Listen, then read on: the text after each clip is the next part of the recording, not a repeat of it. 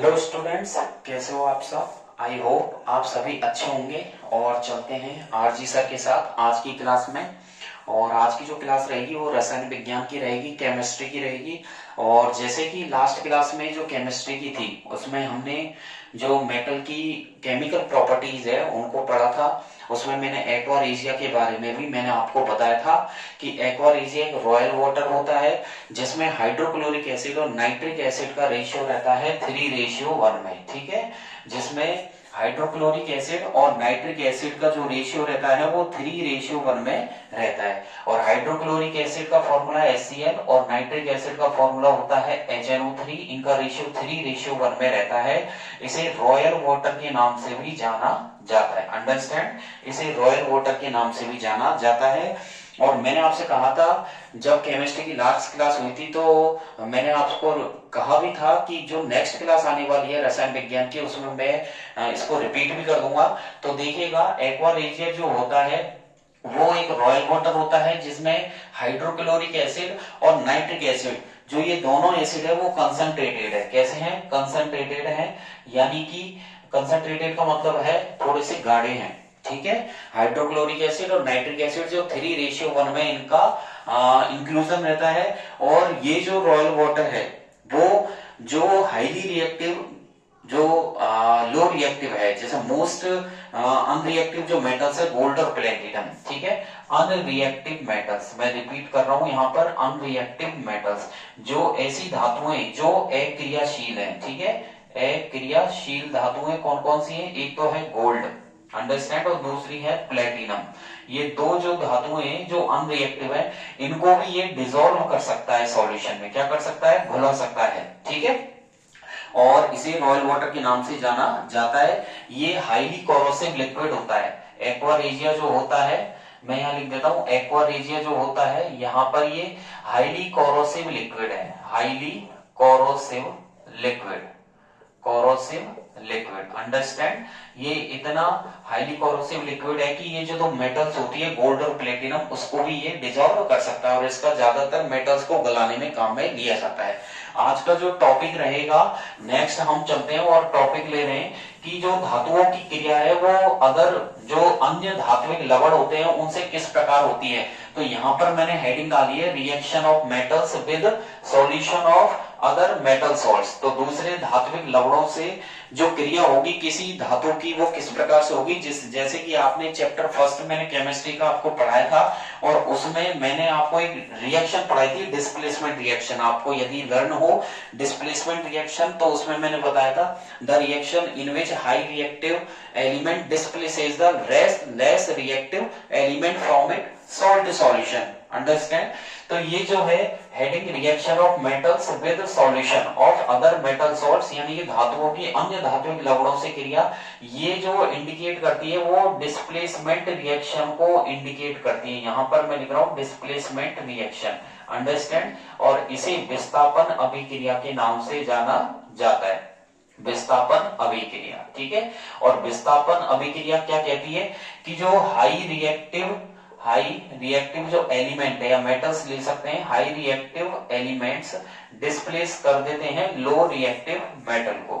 High reactive element displaces the low reactive, यहां mention कर दिया स्क्रीन पर मैंने, लो रिएक्टिव मेटल्स। अंडरस्टैंड, तो हाई रिएक्टिव जो एलिमेंट्स है वो लो रिएक्टिव मेटल्स या लो रिएक्टिव एलिमेंट्स को अपनी जगह से हटा देते हैं। ठीक है, इसे विस्थापन अभिक्रिया या इसे डिस्प्लेसमेंट रिएक्शन के नाम से जाना जाता है। जैसे कि हम ले लें यहाँ पर Fe+, जैसे कि एग्जांपल के तौर पे मैं लूं कोई मेटल Fe और मैं इसकी रिएक्शन जो करवाऊंगा वो मैं जैसे कॉपर सल्फेट ले लूं या H2SO4, मैंने यहाँ पर ले लिया कॉपर सल्फेट। ठीक है, ये कॉपर सल्फेट एक्वस लिया है और यहाँ पर जो लोहा है आयरन है वो सॉलिड है।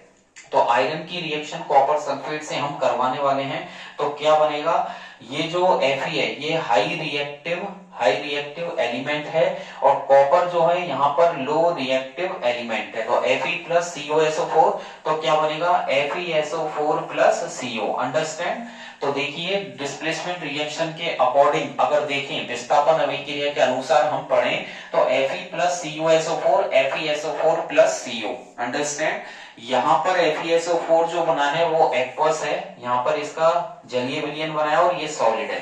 तो यहाँ पर ये रिएक्शन हो गई डिस्प्लेसमेंट की। और दूसरी यदि आप लेना चाह रहे हैं तो एक रिएक्शन ये भी ले सकते हैं, Zn प्लस CuSO4। क्या ले सकते हैं?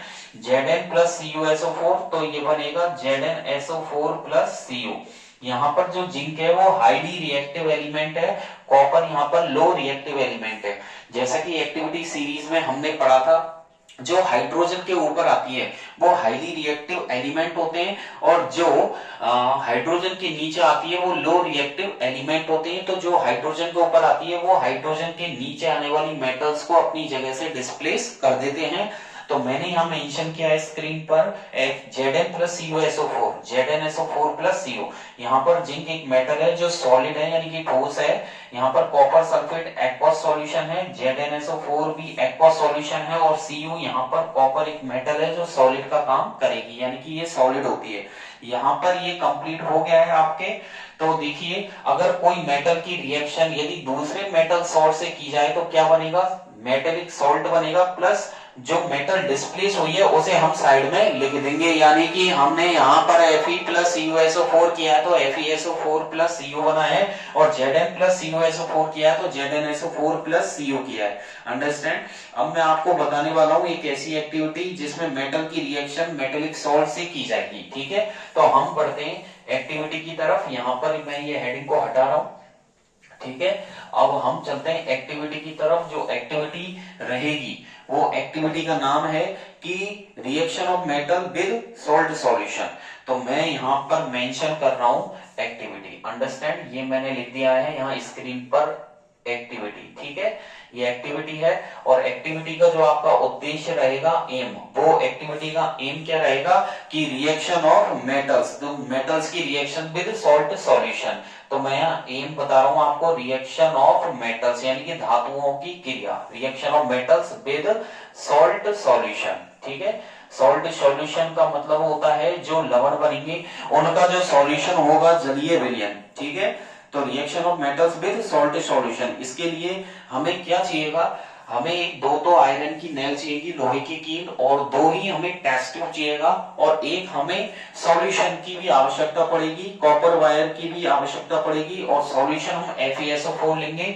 तो मैं यहाँ पर हेडिंग डाल रहा हूं मटेरियल रिक्वायर्ड। जो सामग्री हमें आवश्यक होगी वो यहाँ पर हम रिक्वायर करेंगे, उसकी रिक्वायरमेंट रहेगी, उसे हम लेंगे। तो देखिए मटेरियल जो रिक्वायर्ड है वो क्या क्या है? एक तो हम आयरन नेल लेंगे, यहाँ पर मैंने ले लिया है आयरन नेल। ठीक है, और दो टेस्ट ट्यूब की आवश्यकता होगी। ठीक है, तो देखिए मैंने यहाँ स्क्रीन पर मेंशन किया है iron nail, then 2 test tube. ठीक है, और हमें यहाँ पर कॉर्क की आवश्यकता होगी, कॉर्क, और यहाँ पर हम जो लेने वाले हैं वो एक तो कॉर्क के साथ साथ टेस्ट ट्यूब तो लेंगे ही, और कॉर्क के साथ साथ हम यहाँ पर कॉपर वायर को भी यूज करेंगे। तो मैं यहाँ ले रहा हूँ कॉपर वायर यानी कि तांबे का तार लेंगे। फिर यहाँ पर हम FeSO4 का सॉल्यूशन भी लेने वाले हैं, तो FeSO4 का सॉल्यूशन हो जाएगा। तो देखिए क्या क्या लिया गया है? आयरन की नेल, लोहे की कील, दो टेस्ट ट्यूब यहाँ पर ली है, कॉर्क मैंने यहाँ पर लिया है, फिर तांबे का तार यानी कि कॉपर वायर, और FeSO4 का सॉल्यूशन भी यहाँ पर लिया गया है जिसमें हम कॉपर की वायर को डालेंगे, और दूसरा जो सॉल्यूशन लेंगे वो कॉपर सल्फेट का सॉल्यूशन लिया जाएगा। तो मैं यहाँ पर लिख रहा हूँ कॉपर सल्फेट सॉल्यूशन। ठीक है, तो आयरन नेल, दो टेस्ट ट्यूब हो गई, कॉर्क हो गई, कॉपर वायर हो गया, FeSO4 आपने ले लिया है, कॉपर सल्फेट भी हमने यहाँ पर ले लिया है। प्रोसीजर में हम जो तीसरा हेडिंग रहेगा वो आपका प्रोसीजर का रहेगा, यानी कि आपकी प्रक्रिया, आपकी जो प्रक्रिया वो किस प्रकार से रहेगी। अगर आपको कोई एक्टिविटी करनी है, कोई प्रैक्टिकल, तो देखिए क्या क्या पॉइंट होते हैं एक्टिविटी के लिए। सबसे पहला पॉइंट आता है तो उसका एम आता है, उसका उद्देश्य क्या है। ठीक है, यानी कि एक्टिविटी जो की जा रही है वो उसका पर्पस क्या है, एम।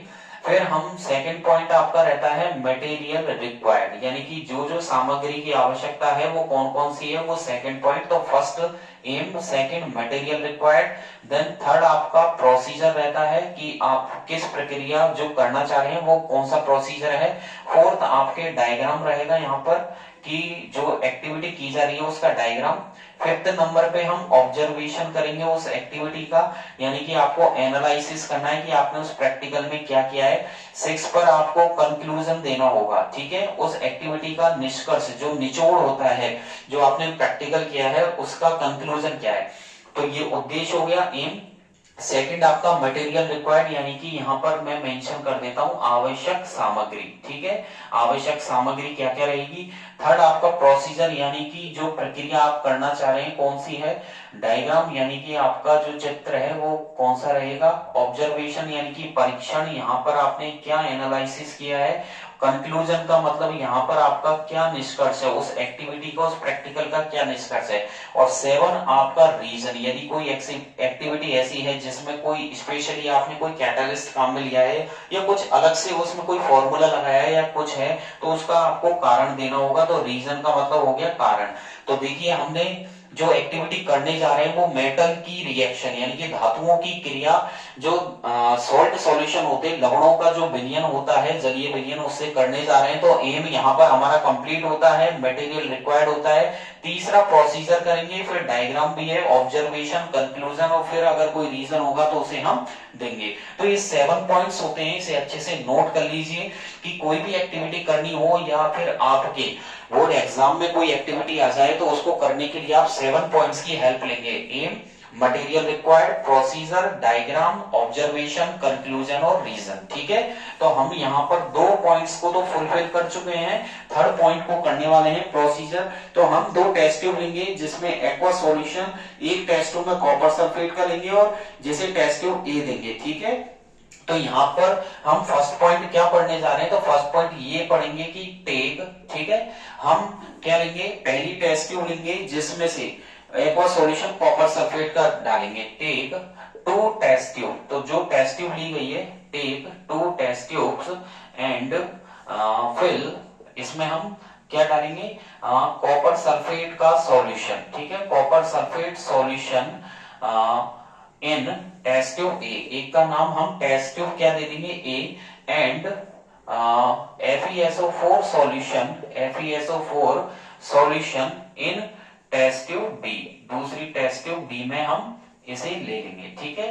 तो मैंने यहां पर लिखा है टेस्ट ट्यूब ए में हम कॉपर सल्फेट का सॉल्यूशन लेने वाले हैं, ठीक है, और टेस्ट ट्यूब बी में FeSO4 का सॉल्यूशन हम लोग यहां पर लेने वाले हैं, अंडरस्टैंड। और जो कॉपर सल्फेट का सॉल्यूशन ए में लिया है उसमें हम आयरन की नेल डालेंगे। तो सेकंड पॉइंट आपके रहेगा डिप आयरन नेल, जो लोहे की कील है, dip iron nail in copper sulphate solution, जो कॉपर सल्फेट सॉल्यूशन लिया है जो एक्वस है, in test tube A, test tube A में हम क्या डालेंगे, कॉपर सल्फेट। तो देखिएगा हमने आयरन की नेल कॉपर सल्फेट के सॉल्यूशन में डाली है जो टेस्ट ट्यूब ए में लिया गया है, ठीक है। और जो आपने दूसरा लिया है copper wire and copper wire, ठीक है, and copper wire dip in FeSO4 या ferrous sulphate, FeSO4 solution in test tube B. तो यानी कि टेस्ट ट्यूब बी में हम जिसमें कि FeSO4 फेरस सल्फेट, इसका नाम है फेरस सल्फेट, फेरस सल्फेट जो हमने सॉल्यूशन लिया है किसमें, टेस्ट ट्यूब बी में, उसमें हम कॉपर का यानी कि तांबे का तार डालने वाले हैं। और टेस्ट ट्यूब ए जिसमें कॉपर सल्फेट लिया है उसमें हम लोहे की कील डालेंगे, ठीक है। और दोनों टेस्ट ट्यूब को हम कुछ देर के लिए रख देते हैं और जो ऑब्जर्वेशन हो, हम जो चेंजेस होगा उसको ऑब्जर्व करेंगे, ठीक है। तो हम थर्ड पॉइंट में ये मेंशन करेंगे कि यानी कि रख देते हैं keep the test tube separately, keep the test tubes, यानी कि दोनों टेस्ट ट्यूब को हम सेपरेटली रख देते हैं। तो मैंने यहां मेंशन किया keep the test tube separately for some time, कुछ समय के लिए, ठीक है। एंड ऑब्जर्व द चेंजेस, ठीक है, और हम ऑब्जर्व करेंगे, ऑब्जर्व द चेंजेस, जो बदलाव होने वाले हैं उनको हम ऑब्जर्व करेंगे, ठीक है। तो मैंने यहां पर लिखा है कि पहले में तो टेस्ट ट्यूब ए में तो हमने लिया है कॉपर सल्फेट जिसमें हम लोहे की कील डालेंगे, टेस्ट ट्यूब बी में FeSO4 फेरस सल्फेट लिया जिसमें हम तांबे का यानी कि कॉपर वायर डालने वाले हैं। दोनों टेस्ट ट्यूब को सेपरेटली कुछ समय के लिए छोड़ देंगे, फिर जो ऑब्जर्व करेंगे, जो ऑब्जर्वेशन होगा, जो चेंजेस होगा उसको हम ऑब्जर्व करने वाले हैं। तो थर्ड पॉइंट पर चलते हैं और थर्ड पॉइंट पर हम लोग यहाँ पर डायग्राम बनाएंगे इसका, ठीक है। तो थर्ड पॉइंट पर देखिएगा हम डायग्राम बनाने वाले हैं। तो डायग्राम में जो रहेगा दो टेस्ट ट्यूब बनेंगे और उसमें हम सॉल्यूशन लेंगे, ठीक है। तो थर्ड पॉइंट देखिएगा, मैं यहाँ पर हेडिंग डाल रहा हूँ डायग्राम, ठीक है। मैंने यहाँ पर हेडिंग डाल दी है डायग्राम, यानी कि जो चित्र है वो बनाने वाले हैं। तो हम टेस्ट ट्यूब ए लेंगे जिसमें कॉपर सल्फेट लेंगे और उसमें हम लोहे की कील डालेंगे, ठीक है। तो देखिएगा यहाँ पर मैं बनाने वाला हूँ टेस्ट ट्यूब ए। तो देख लीजिएगा ये रही आपकी टेस्ट ट्यूब ए, अंडरस्टैंड। ये टेस्ट ट्यूब ए इस तरीके से आपको बनानी होगी। ये मैंने टेस्ट ट्यूब ए बना दी है, ठीक है। देख लीजिएगा ये टेस्ट ट्यूब ए है। यहां पर मैं ऊपर की तरफ कॉर्क लगा देता हूं। तो यहां पर मैं इसको कॉर्क लगाने वाला हूं। तो देख लीजिएगा आप, कॉर्क यहां पर आपको लगाना है, ठीक है। तो ये हो गया आपका कॉर्क, यहां पर कॉर्क लगा दूंगा मैं, यानी कि थर्माकोल भी आप लोग सेट कर सकते हैं। ये हो गया कॉर्क, ठीक है। और यहाँ पर जो सॉल्यूशन दिया जाएगा वो हम सॉल्यूशन लेंगे टेस्ट ट्यूब ए में कॉपर सल्फेट का। तो देख लीजिएगा यहाँ पर हम कॉपर सल्फेट का सॉल्यूशन इसमें फिल कर रहे हैं। तो देख लीजिएगा मैंने इसमें कॉपर सल्फेट का सॉल्यूशन ले लिया है, ठीक है। ये कॉपर सल्फेट का सॉल्यूशन हो गया है और यहाँ पर मैं लोहे की कील लेने वाला हूं। तो देख लीजिएगा यहाँ पर मैंने लोहे की कील इसमें डाल दी है। देख लीजिएगा आपको क्लियर दिख रहा होगा, ये हो गया आयरन की नेल, ठीक है। ये लोहे की कील होगी, यहाँ पर इसमें मैंने डाल दी, ठीक है। इसको अच्छे से आपको बनाना है डायग्राम, पेंसिल से बनाना है, ठीक है। जल्दी नहीं करनी है और नीट एंड क्लीन डायग्राम आपको यहाँ पर बनाना है, ठीक है। ये होगी लोहे की कील, अंडरस्टैंड।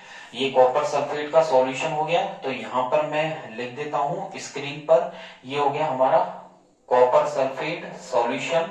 कॉपर सल्फेट सॉल्यूशन हो गया है। और यहाँ पर हमारी ये हो गई आयरन नेल, यानी कि लोहे की कील होगी यहाँ पर आयरन नेल। ये मैंने लोहे की कील इसमें डाल दी है, ठीक है। तो देखिए लोहे की कील आपने डाल दी है, कॉपर सल्फेट आपने लिख दिया है यहाँ पर, और मैं यहाँ पर मेंशन कर देता हूँ टेस्ट ट्यूब ए, ठीक है। ये आयरन नेल यानी कि ये हो गया आपका Fe, ठीक है। टेस्ट ट्यूब ए हो ही गया है। और इसका जो कॉपर सल्फेट है ये ब्लू कलर का है, तो मैंने यहाँ पर लिख दिया इसका जो चेंज हुआ है कलर वो ब्लू, यानी कि Fe को जब CuSO4 में डाला है तो इसका कलर भी कुछ चेंज हो जाएगा। अब ऊपर की तरफ जो लिया है हमने ये थर्माकोल है, ये आपके यानी कि कॉर्क है, इसको मैं यहाँ पर लिख देता हूँ कॉर्क, ठीक है। ये हमारी कॉर्क हो गई। अब इसी प्रकार से टेस्ट ट्यूब बी लेनी है आपको, ठीक है। उसमें कॉपर वायर को हम लोग डालेंगे, ठीक है।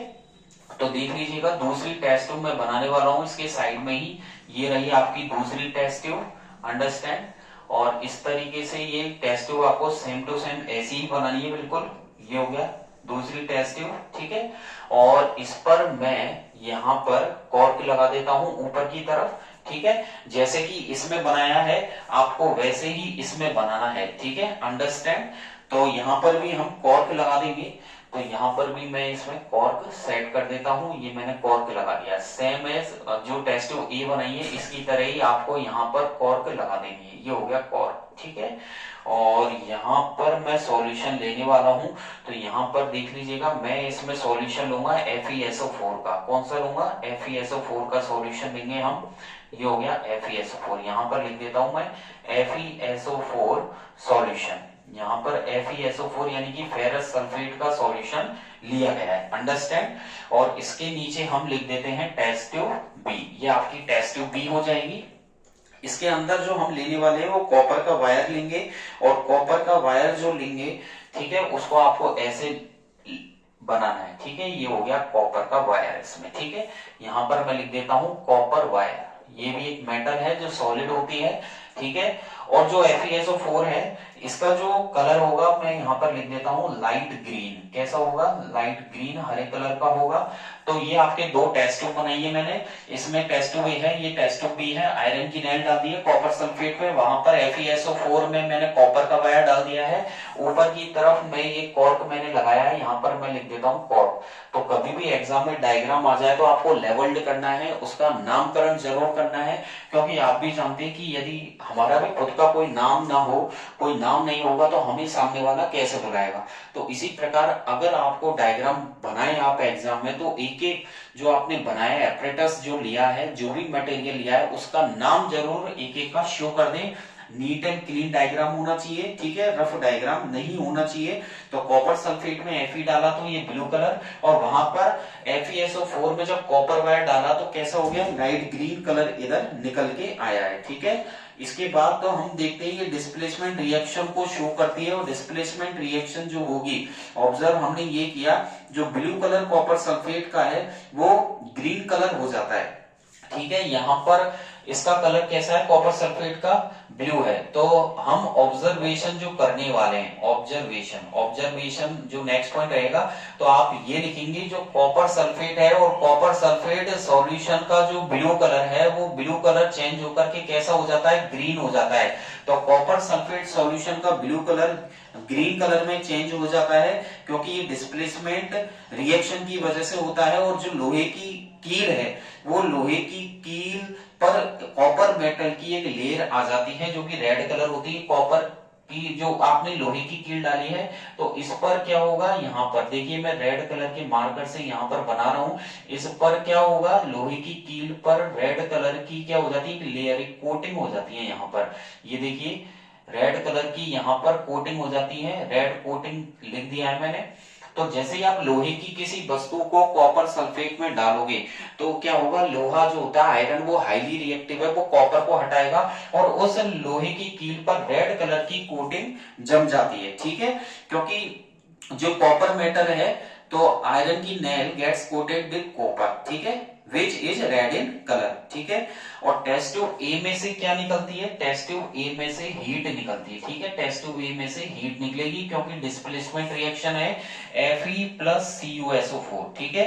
और ये बनेगा FeSO4 प्लस Cu, ठीक है। और इसमें से हीट निकलेगी। और जैसा कि टेस्ट ट्यूब बी है, तो टेस्ट ट्यूब बी में क्या चेंज होगा?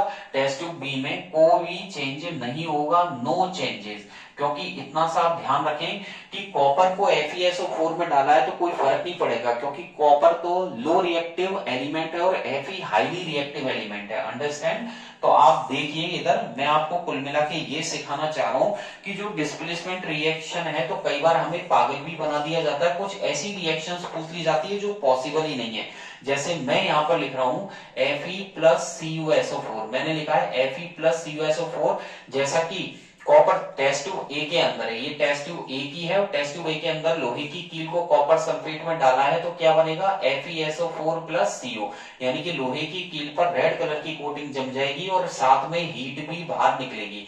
ये रिएक्शन तो पॉसिबल है, ठीक है, ये रिएक्शन पॉसिबल है।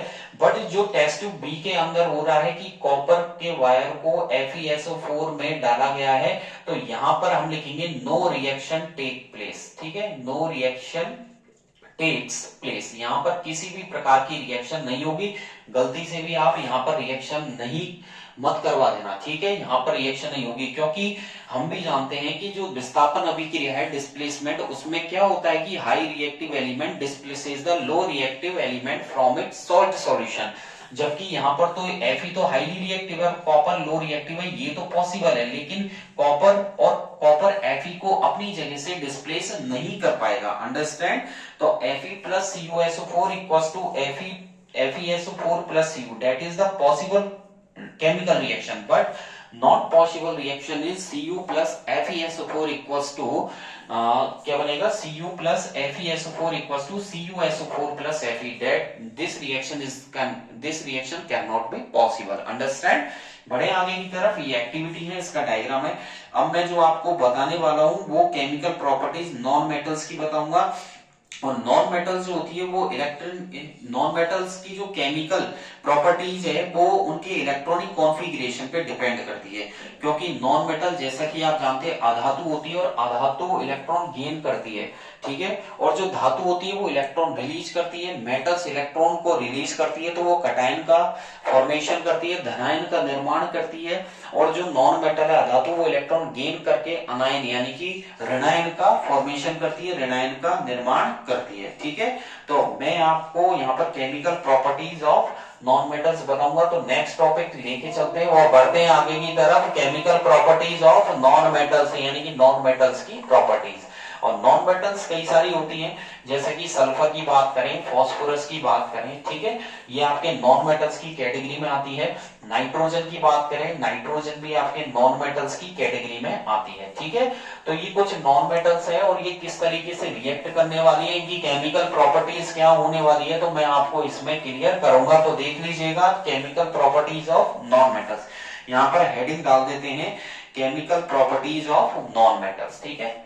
यहां पर मैं डाल रहा हूं chemical chemical properties of non metals, ठीक है, chemical properties of non metals यानी कि अधातुओं की क्रिया। तो अधातुओं की जो रासायनिक प्रॉपर्टी होती है, रासायनिक गुणधर्म, तो यहां पर मैं हिंदी में लिख रहा हूं अधातुओं के रासायनिक गुणधर्म। हम यहाँ पर अधातुओं के रासायनिक गुणधर्म पढ़ने वाले हैं, ठीक है, ये मैंने स्क्रीन पर मेंशन कर दिया है, अधातुओं के रासायनिक गुणधर्म।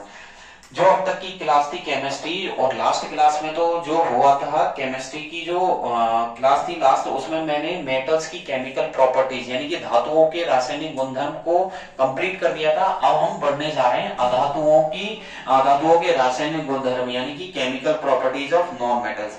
तो chemical properties of non metal जो डिपेंड करती है वो उनके इलेक्ट्रॉनिक कॉन्फ़िगरेशन पे डिपेंड करती है। तो मैं यहां पर लिख रहा हूं chemical properties of non metals, मैंने यहाँ शॉर्ट में लिखा है केमिकल प्रॉपर्टीज, ये केमिकल है, ये प्रॉपर्टीज है, आपको कंप्लीट लिखना है, मैं यहाँ पर शॉर्ट में लिख रहा हूं chemical properties of non metals depend, ये निर्भर करती है, depend on their electronic configuration, chemical electronic configuration, ठीक है, यानी कि जो केमिकल प्रॉपर्टीज होती है वो इलेक्ट्रॉनिक विन्यास पे निर्भर करती है कि कौन सी नॉन मेटल का इलेक्ट्रॉनिक विन्यास कितना होता है, वो उस पर डिपेंड करती है, अंडरस्टैंड।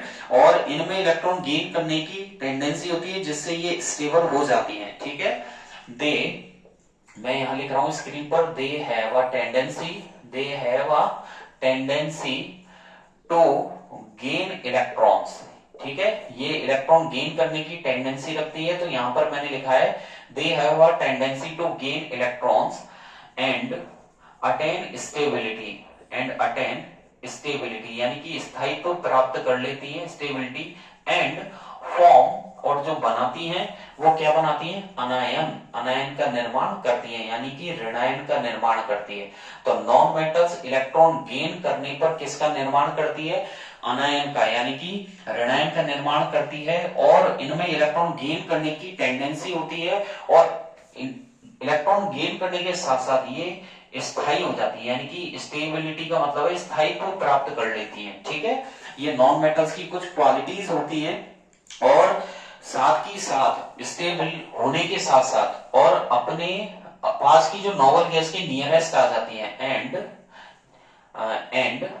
एज नियरेस्ट, ठीक है, and as nearest noble gas, ठीक है, ये अपने आसपास जो नोबल गैस है अपने पास की नोबल गैस के जैसे कि इलेक्ट्रॉन गेन करेंगे तो ये नोबल गैस के बिल्कुल सेम एज इलेक्ट्रॉनिक कॉन्फ़िगरेशन प्राप्त कर लेंगे, ठीक है। और इलेक्ट्रॉन गेन करने के बाद ये अनायन का निर्माण करती है, और अनायन का मतलब है नेगेटिव चार्ज, ठीक है, यहां पर मैं लिख देता हूं नेगेटिव चार्ज, ये नेगेटिव चार्ज हो जाती है यानी कि ऋणात्मक आवेश को प्राप्त करती है। और नॉन मेटल जो है वो ऑक्सीडाइजिंग एजेंट की तरह बिहेव करती है, क्योंकि ये जो होती है ये रिडक्शन इनका रिडक्शन हो जाता है। तो नॉन मेटल्स जो है यहाँ पर सबसे बड़ा पॉइंट जो है ये भी 2 नंबर का बनता है यहाँ पर, कि नॉन मेटल्स जो होती हैं, तो मैं यहाँ लिख रहा हूं नॉन मेटल्स यानी कि अधातु है, नॉन मेटल्स यानी कि अधातुएं, यहां पर लिख दिया मैंने अधातुएं एक्ट एज ऑक्सीडाइजिंग एजेंट। ठीक है, ये ऑक्सीडाइजिंग एजेंट की तरह बिहेव करती है। ठीक है, तो मैंने यहां पर लिखा है non metals act as oxidising agent. जो नॉन मेटल्स होती है वो ऑक्सीडाइजिंग एजेंट की तरह बिहेव करती है। ठीक है, बिकॉज दे अंडरगो रिडक्शन। क्यों करती हैं? बिकॉज दे अंडरगो, क्योंकि इनका रिडक्शन होता है। बिकॉज दे अंडरगो रिडक्शन, क्योंकि इनका अपचयन होता है, और अपचयन होने के साथ मैंने यहां पर लिखा है non metals act as oxidising agent. ये ऑक्सीडाइजिंग एजेंट की तरह बिहेव करती है बिकॉज दे अंडरगो रिडक्शन, क्योंकि इनका अपचयन हो जाता है। अब यहां पर जैसा कि अपचयन किस प्रकार से मैं आपको बताता हूं, जैसे मैंने यहां पर समझा रहा हूं एग्जांपल लेके। ये नाइट्रोजन है, ठीक है, नाइट्रोजन का एटॉमिक नंबर होता है 7 और इलेक्ट्रॉनिक कॉन्फ़िगरेशन होता है 25। यानी कि मैंने यहां पर लिखा है नाइट्रोजन का सिंबल, फिर नीचे मैंने यहां पर लिखा है इसका इलेक्ट्रॉनिक कॉन्फ़िगरेशन, क्या लिखा है 2,5। ठीक है, 2,5 इसका, और टोटल ऐड करेंगे तो 5 और 2 कितने हो गए 7। तो इतना सा आप जरूर ध्यान दे देना कि जब आप Z बराबर, Z मतलब एटॉमिक नंबर का सिंबल होता है, परमाणु क्रमांक का सिंबल होता है, जब आप परमाणु क्रमांक लिखें और नीचे जो इलेक्ट्रॉन्स लिखें उनका जो एडिशन है, उनका जोड़ है वो इक्वल आना चाहिए। पता चले यहाँ पर 8 हो गए और आपने ऊपर 7 लिखे हैं, ठीक है ना। तो ऊपर Z बराबर 7 है, तो इसके पहले संयोजकता कोश में 2 इलेक्ट्रॉन है और दूसरे वाले संयोजकता कोश में यहाँ पर 5 इलेक्ट्रॉन है। अब ये नॉन मेटल है, नॉन मेटल होने के साथ क्या होगा, अब जैसा कि 9th क्लास का देखेंगे, 9th क्लास में मैंने आपको बताया था उस टाइम पे, और 9th क्लास की भी आपकी जो केमिस्ट्री की क्लास है वो भी अल्टरनेट आ जाएंगी अब। ठीक है, धीरे धीरे 9th क्लास की फिजिक्स, केमिस्ट्री और बायोलॉजी की भी क्लास आएंगी। ऐसे ही 10th क्लास में आपके जब केमिस्ट्री की क्लास कंप्लीट हो जाएंगी, आपका एक और चैप्टर है कार्बन एंड इट्स कंपाउंड्स, यानी कि कार्बन और एवं उसके यौगिक, उसकी क्लास मैं लूंगा। तो उसकी क्लास कंप्लीट होते ही मैं आपको बायोलॉजी की तरफ लेके जाऊंगा। लाइफ प्रोसेस जो चैप्टर रहेगा, जैव प्रक्रम। ठीक है, तो जैसे ही 3rd चैप्टर कंप्लीट होगा, इसके बाद मैं आपको केमिस्ट्री का जो 4th चैप्टर है carbon and its compound, carbon एवं उसके यौगिक, उसे कंप्लीट करूंगा। देन आपको मैं बायोलॉजी की तरफ कंटिन्यू करूंगा। तो देख लीजिएगा यहाँ पर ये मैंने एटम बनाया, ये इसका न्यूक्लियस होता है जिसके अंदर प्रोटॉन और न्यूट्रॉन होते हैं। प्रोटॉन पॉजिटिव होता है, न्यूट्रॉन जीरो चार्ज होता है, इलेक्ट्रॉन चारों तरफ चक्कर लगाते हैं। तो ये जो होती है न्यूक्लियस के सबसे पास वाली शेल है, इसे फर्स्ट शेल के नाम से जाना जाता है। और ये जो बनाई है मैंने, ये इसकी सेकंड शेल है। ठीक है, और ऐसे ही आप बढ़ते जाओगे आगे की तरफ, ये इसकी 3rd शेल हो गई।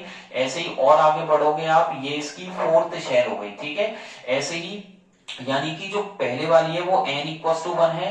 न्यूक्लियस के सबसे पास वाला जो सर्कल है वो n=1 होता है, जिसे के शेल के नाम से जाना जाता है। इसके पास वाला, इससे थोड़ा सा दूर वाला जो है n=2 है, ये l शेल होती है। इसके बाद वाला n=3, इसके बाद वाला n=4, इसके बाद वाला n=5, ऐसे चलते रहेंगे अल्टरनेट। यानी कि सबसे पहले n=1 वाला के शेल है, देन l, देन m, फिर n, और इस तरीके से O। तो K L M N O, इस तरीके से शेल बढ़ती रहेंगी। अब बात करते हैं इसकी फर्स्ट शेल में 2 इलेक्ट्रॉन है, यानी कि इसकी K शेल में 2 इलेक्ट्रॉन है। सेकंड वाली L शेल है, L शेल में इसके 5 इलेक्ट्रॉन्स है। ठीक है, इसको मैं यहां से हटा देता हूं।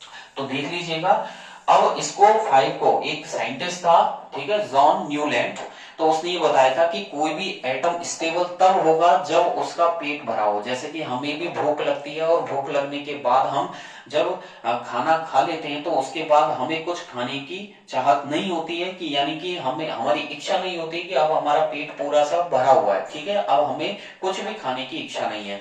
इसी प्रकार यहाँ पर लास्ट शेल में 5 है। तो उस साइंटिस्ट ने ये बताया था, ठीक है, केमिस्ट था जॉन न्यूलैंड, उसने बताया था कि हर कोई एटम उसके लास्ट शेल में उसको स्टेबल होने के लिए 8 इलेक्ट्रॉनों की आवश्यकता होगी। कितने इलेक्ट्रॉन की आवश्यकता होगी? 8 इलेक्ट्रॉन। तो 8 इलेक्ट्रॉन की आवश्यकता होगी, तो देखिए लास्ट शेल में कितना 5 है। इसको 8 करने के लिए हम इसे कितने इलेक्ट्रॉन एडप्ट करवाएंगे? 3 इलेक्ट्रॉन्स। तो देख लीजिएगा यहाँ पर हो जाएगा आपके, यहाँ पर हो जाएगा +3 इलेक्ट्रॉन, और 3 इलेक्ट्रॉन जब ये गेन करेगा तो 3 इलेक्ट्रॉन इसके 5 वाले जो कोश है, 5 वाला जो शेल है उसके अंदर आएंगी। तो और जब इलेक्ट्रॉन गेन करेगा तो मैंने आपको बताया था क्या बनाता है, अनायन, यानी कि नेगेटिव चार्ज। तो नाइट्रोजन के ऊपर नेगेटिव चार्ज आ जाएगा, ठीक है। कैसा चार्ज आ जाएगा, नेगेटिव चार्ज आ जाएगा। और कितना, तो मैंने लिख दिया नाइट्रोजन के ऊपर माइनस, और 3 इलेक्ट्रॉन गेन किए हैं, और इसका जो एटॉमिक नंबर है वो इक्वल ही रहेगा। पहले भी 7 था और अब भी 7 रहेगा। एटॉमिक नंबर में कोई भी चेंजेस नहीं होंगे। परमाणु क्रमांक जो पहले था अब भी वही रहेगा। पहले 2,5 7 इलेक्ट्रॉन्स थे, 3 इलेक्ट्रॉन आपने गेन कर लिए, तो नंबर ऑफ इलेक्ट्रॉन हो गए 2,8, ठीक है। और जो 2,8 हो चुके हैं और टोटल ऐड करें इनका तो 10 निकल के आता है। कितना आता है, 10 निकल के आता है। और 10 जो होती है कौन सी, नियोन नोबल गैस होती है। 10 जो है वो नियोन नोबल गैस होती है, अंडरस्टैंड। तो यहां पर देखिए नाइट्रोजन जब अनायन बना है तो उसने 3 इलेक्ट्रॉन गेन करे हैं, और यहां पर इसका जो जेड है वो जेड इक्वल टू 7 और 2,8, अंडरस्टैंड। इसी प्रकार और दूसरे एग्जांपल देखिएगा, मैं यहाँ पर दूसरे एग्जांपल भी आप लोगों को बता देता हूं, तो देख लीजिएगा। नाइट्रोजन का तो हो ही चुका है। नेक्स्ट अगर हम ऑक्सीजन का ले, तो ऑक्सीजन का एटॉमिक नंबर का सिंबल Z है, 8 होता है एटॉमिक नंबर। और इसकी फर्स्ट शेल में 2 इलेक्ट्रॉन है और लास्ट यानी कि सेकंड शेल में 6 इलेक्ट्रॉन होते हैं। अब उसी साइंटिस्ट की दोबारा से बात करें, जॉन न्यूलैंड की, तो उसने कहा कि कोई भी परमाणु, कोई भी एटम यदि इस दुनिया में स्टेबल होगा तो उसे अपना पेट भरना होगा और उसके लास्ट शेल में 8 इलेक्ट्रॉन करने होंगे। यहाँ पर लास्ट शेल से मतलब है उसके पीछे वाली शेल में, तो यहाँ पर 6 है, इसको 8 इलेक्ट्रॉन करने हैं। 8 तो ये कितने इलेक्ट्रॉन लेगा, यहाँ पर 2 इलेक्ट्रॉन गेन करेगा, तो 8 यहाँ पर देखिए 6 और 2 8 हो जाएंगे। गेन करेगा तो ये नेगेटिव चार्ज हो जाएगा, और कितने गेन करेगा वही आपको ऊपर लिखने। जैसे यहाँ पर नाइट्रोजन ने 3 इलेक्ट्रॉन गेन किए तो यहाँ 3 लिख दिया था, ऐसे ही यहाँ पर 2 इलेक्ट्रॉन गेन करेगा तो 2 लिख देना, और माइनस यानी कि नेगेटिव चार्ज।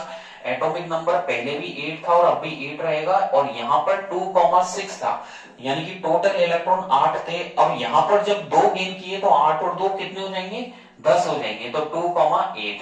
तो 2,8 होते ही यानी कि टोटल अब ऐड करें, इनका टोटल तो 8 निकल के आता है और इनका टोटल 10 निकल के आता है। और 10 जो नोबल गैस होती है वो नियोन होती है, तो यहाँ पर O-2 यानी कि हम लिख सकते हैं O2- इक्वल्स टू नियोन, यानी कि दोनों का नंबर्स ऑफ इलेक्ट्रॉनिक कॉन्फ़िगरेशन बिल्कुल सेम हो चुका है। ऐसे ही यहाँ पर N3- इक्वल्स टू नियोन, यहाँ पर इन दोनों का एक जैसा हो चुका है।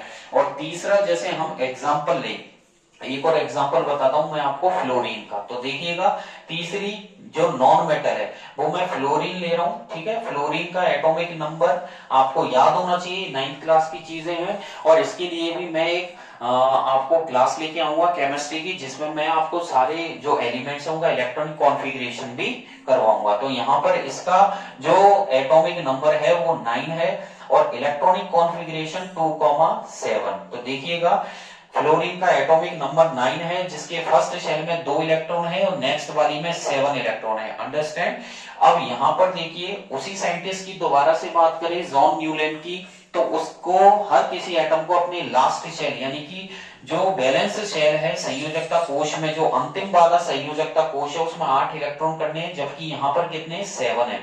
7 को 8 करने के लिए कितने इलेक्ट्रॉन की आवश्यकता होगी, 1 इलेक्ट्रॉन की आवश्यकता होगी। तो मैंने यहाँ लिखा है फ्लोरीन Z इक्वल टू 9 2,7 और 1 इलेक्ट्रॉन गेन करेगा, तो 1 इलेक्ट्रॉन गेन करेगा तो गेन करने के लिए कैसा चार्ज हो जाएगा, ये नेगेटिव चार्ज यानी कि ऋणात्मक आवेश ग्रहण करेगा ये, और उसके ऊपर माइनस लगाएंगे।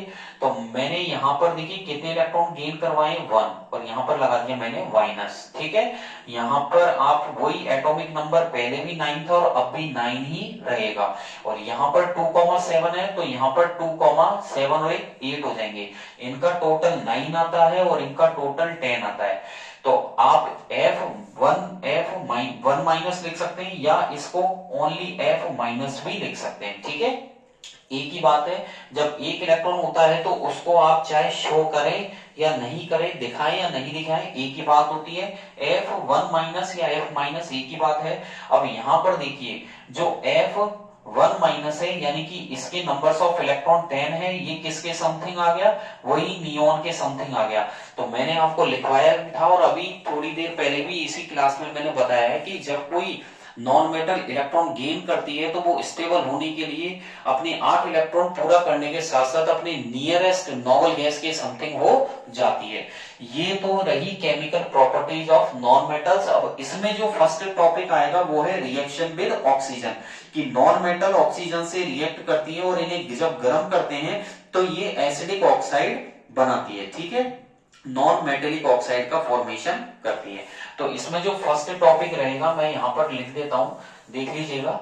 यहां पर फर्स्ट टॉपिक हम लोग लेने वाले हैं नॉन मेटल की ऑक्सीजन से रिएक्शन, अंडरस्टैंड। तो मैं यहां पर स्क्रीन पर मेंशन करने जा रहा हूं रिएक्शन विद ऑक्सीजन। तो पहली प्रॉपर्टी जो आएगी वो है रिएक्शन विद ऑक्सीजन। तो मैंने यहां लिख दिया है reaction with oxygen, understand. Reaction with oxygen मतलब ऑक्सीजन से क्रिया। अब यहां पर ऑक्सीजन से क्रिया करवाएंगे, ऑक्सीजन से क्रिया, ठीक है, यहां पर लिख दिया मैंने ऑक्सीजन से क्रिया। अब नॉन मेटल जब ऑक्सीजन से रिएक्ट करती है तो क्या बनाती है, नॉन मेटेलिक ऑक्साइड बनाती है। तो मैं यहां पर लिख रहा हूं non metals react with oxygen, non metals react with oxygen on heating, गर्म करने पर, ऑन हीटिंग एंड फॉर्म, वो बनाती है non metallic oxide, non metallic oxides, वो नॉन मेटेलिक ऑक्साइड्स का फॉर्मेशन करती है। यानी कि अधातु अधातु जब ऑक्सीजन से क्रिया करेगी, अधातु जब ऑक्सीजन से क्रिया करेगी O2 से, तो वो क्या बनाएगी, अधात्विक ऑक्साइड का निर्माण करेगी, अधात्विक ऑक्साइड, अंडरस्टैंड, अधात्विक ऑक्साइड का निर्माण करेगी। तो नॉन मेटल ऑक्सीजन से रिएक्ट करने पर नॉन मेटेलिक ऑक्साइड्स बनाती है। जैसे कि नॉन मेटल हम यहां पर लें, यहां पर हम नॉन मेटल लेने वाले हैं, मैं यहां पर ले रहा हूं C+O2। मैंने नॉन मेटल लिए कार्बन, ऑक्सीजन से रिएक्ट करवाया है, तो देखिए क्या बनेगा, CO2 कार्बन डाइऑक्साइड, ठीक है। यहां पर जो कार्बन रहेगा वो सॉलिड है, यहां पर ये सॉलिड है, ऑक्सीजन यहां पर गैस है, और जो CO2 है यहां पर ये गैस है, और एरो के साइन के ऊपर मैं लिख रहा हूं हीट, यानी कि ऊष्मा। तो कार्बन को जब ऑक्सीजन की हेल्प से जलाया गया है तो वो कार्बन डाइऑक्साइड बनाया है, यानी कि ये कार्बन डाइऑक्साइड एक तरीके का क्या है, नॉन मेटेलिक ऑक्साइड, ये नॉन मेटेलिक ऑक्साइड बन चुका है।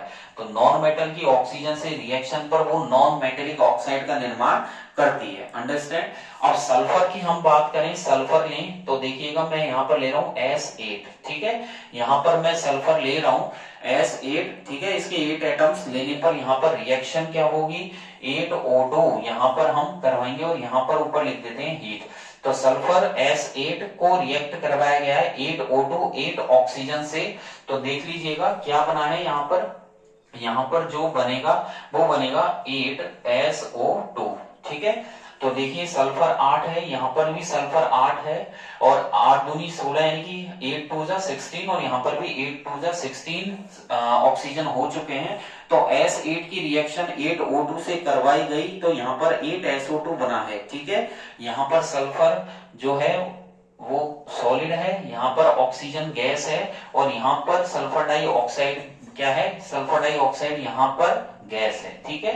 तो यहाँ पर देखिए सॉलिड, गैस और गैस, सल्फर डाइऑक्साइड इसका नाम है, यहाँ पर लिख देते हैं हम सल्फर डाइऑक्साइड, इसका नाम लिख दिया मैंने सल्फर डाइऑक्साइड, ठीक है। तो ये नॉन मेटल की रिएक्शन हो गई। और यदि और भी आप नॉन मेटल लेना चाह रहे हैं तो यहाँ पर हम फॉस्फोरस को ले सकते हैं, किसको ले सकते हैं, फॉस्फोरस, ठीक है। तो तीसरी हम ले सकते हैं P4, यहाँ पर फॉस्फोरस को करवाएंगे, तो फॉस्फोरस का जो मैंने यहाँ पर एटम लिया है वो P4 लिया है, ठीक है। और इसको हम रिएक्शन करवाएंगे ऑक्सीजन से, तो 5O2, एरो का साइन, और ऊपर लिखना है आपको हीट, ठीक है। फॉस्फोरस यहाँ पर ये सॉलिड है और ऑक्सीजन यहाँ पर गैस है, तो P4 की रिएक्शन 5O2 से करवाई गई, तो ये बनेगा P4O10, ठीक है। क्या बनेगा यहाँ पर, P4O10 बनेगा। तो देख लीजिएगा फॉस्फोरस P4 को रिएक्ट करवाया गया, ऑक्सीजन से गर्म किया है, तो क्या बना है, P4O10 का निर्माण हुआ है, जो कि एक गैस है, इसका नाम फॉस्फोरस पेंटोऑक्साइड है, ठीक है। यहाँ पर ये गैस हो गया, इसका नाम फॉस्फोरस, मैं लिख देता हूं यहाँ, इसका नाम हो जाएगा फॉस्फोरस पेंटो, फॉस्फोरस पेंटो ऑक्साइड, यहां पर ये हो गया इसका नाम फॉस्फोरस पेंटो ऑक्साइड P4O10। ठीक है, तो ये कार्बन नॉन मेटल रही, सल्फर भी नॉन मेटल है और फास्फोरस भी नॉन मेटल है। ठीक है, तीनों की रिएक्शन हो चुकी है। और यदि जो नॉन मेटल ऑक्साइड बने हैं इन्हें यदि वाटर के साथ रिएक्ट करवाएं तो कार्बोनिक एसिड का निर्माण करते हैं। अब जैसे यहाँ पर कार्बन डाइऑक्साइड बना है तो देख लीजिएगा कि कार्बन डाइऑक्साइड को यदि हम लें CO2 को और इसको यदि हम वाटर से रिएक्ट करवाएं तो ये H2CO3 कार्बोनिक एसिड का निर्माण करेगा। तो यदि इन ऑक्साइड्स को अगर एसिड के साथ मिला दें और जब एसिड के साथ हम इसको जब नॉन मेटल ऑक्साइड को वाटर के साथ मिला दें, किसके साथ मिला दें, वाटर के साथ मिला दें, तो ये एसिड का फॉर्मेशन करेगा। तो देख लीजिएगा जो कार्बन ने ऑक्सीजन से रिएक्ट करी तो क्या बना CO2 और CO2 को मैंने वाटर में डाला तो क्या बना H2CO3 कार्बोनिक एसिड। ठीक है, यहाँ पर ये आपके गैस है, यहाँ पर ये वाटर आपके लिक्विड है और ये आपके एक्वस है, इसका नाम है कार्बोनिक एसिड। ठीक है, ये हो गया आपका कार्बोनिक एसिड। ऐसे ही आपने अभी सल्फर की रिएक्शन करवाई थी और सल्फर की रिएक्शन पर हमने सल्फर डाइऑक्साइड बनाया था और इसको जब हम वाटर में डालेंगे, सल्फर डाइऑक्साइड जो गैस है इसको वाटर के साथ आप मिलाओगे तो आपका बनेगा H2SO3। क्या बनेगा, H2SO3 बनेगा। यहाँ पर ये गैस है, यहाँ पर ये लिक्विड है और यहाँ पर ये एक्वस है, इसका नाम है सल्फ्यूरस एसिड, सल्फ्यूरस एसिड। ठीक है, और H2SO4 तो क्या होता है सल्फ्यूरिक, ये बन गया सल्फ्यूरस एसिड। और तीसरा जो आपने P4O10 लिया था, ठीक है, P4O10 जो लिया था इसको भी मैं वाटर में डालूंगा। ठीक है, तो मैंने यहां पर देखिए P4O10 लिया है, इसको वाटर में डाला 6H2O, तो ये बनेगा H3PO4 एसिड बनेगा। कौन सा बनेगा, H3PO4। तो देख लीजिएगा P4O10 जो गैस थी इसको मैंने 6H2O यानी कि लिक्विड में डाला है तो H3PO4 यानी कि 4H3PO4, ये बैलेंसिंग के लिए हो गया 4H3PO4, ये एक्वस बना और इसका नाम है फॉस्फोरिक एसिड, फॉस्फोरिक एसिड। ठीक है, मैं यहां पर इसका नाम लिख रहा हूं फॉस्फोरिक एसिड। तो देखिए आज की क्लास में मैंने आपको जो नॉन मेटल की प्रॉपर्टीज है वो बताई है और उसमें first point reaction with oxygen से आपको बताया कि जब कोई नॉन मेटल कार्बन ऑक्सीजन से रिएक्ट करेगी तो कार्बन डाइऑक्साइड बनेगा, सल्फर करेगी तो सल्फर डाइऑक्साइड और फास्फोरस करेगी तो फास्फोरस पेंटोऑक्साइड। और इनको जब तीनों को वाटर से रिएक्ट करवाएंगे तो CO2 अगर वाटर से करेगा तो कार्बोनिक एसिड बनाएगा, सल्फर डाइऑक्साइड करेगी तो सल्फ्यूरस एसिड बनाएगी और फास्फोरस पेंटोऑक्साइड करेगा तो फास्फोरिक एसिड का निर्माण करेगा। अगली क्लास में मैं आपको रिएक्शन विद एसिड की तरफ लेके चलूंगा। जो नेक्स्ट रहेगा आपका नॉन मेटल की प्रॉपर्टीज में वो रहेगा रिएक्शन विद एसिड्स, एसिड्स के साथ रिएक्शन। आज की क्लास में इतना ही और नेक्स्ट क्लास जो केमिस्ट्री की है वो नॉन मेटल की प्रॉपर्टीज में रिएक्शन विद एसिड के साथ रहेगी कि नॉन मेटल जब एसिड के साथ रिएक्ट करती हैं तो वो क्या बनाती है, सॉल्ट और वाटर का निर्माण करती है। क्या बनाती है, सॉल्ट एंड वाटर। आज की क्लास में इतना ही और आज की क्लास आपको अच्छी लगी हो तो लाइक तो बनता है और बेल आइकन पे जरूर क्लिक कर देना जिससे मेरी जो लेटेस्ट अपडेट वीडियोस है वो सबसे पहले आप तक पहुंचे। डिस्क्रिप्शन में मैंने टेलीग्राम की लिंक दी हुई है जिस पे क्लिक करके आप मेरे Telegram channel RG sir ocean of science को ज्वाइन कर सकते हैं। वहां से डिटेल में सारी डेफिनेशंस फिजिक्स और केमिस्ट्री की पढ़ सकते हैं, लेटेस्ट क्वेश्चन आप लोग वहां से रीड आउट कर सकते हैं। फिर भी आपको कोई भी डाउट रहता है, कोई भी क्वेरी रहती है तो कमेंट बॉक्स में जरूर कमेंट कीजिएगा। ठीक है, और अच्छे से पढ़ाई करें, कंटिन्यूअस अल्टरनेट आपके क्लास आएगी। और जैसा कि मैंने कहा था चलती हुई क्लास में कि केमिस्ट्री का चैप्टर 4 कंप्लीट होते ही मैं बायोलॉजी को उठाऊंगा और वहां से चैप्टर 5 जो है आपके लाइफ प्रोसेस है प्रक्रम, जिसमें न्यूट्रिशन, रेस्पिरेशन, ट्रांसपोर्टेशन और एक्सक्रीशन, न्यूट्रिशन, रेस्पिरेशन, ट्रांसपोर्टेशन और एक्सक्रीशन जैसे टॉपिक्स को वहां से आपको मैं क्लियर करूंगा। आज की क्लास में इतना ही। Thank you, bye bye. बने रहिए RG sir ocean of science के साथ। Thank you.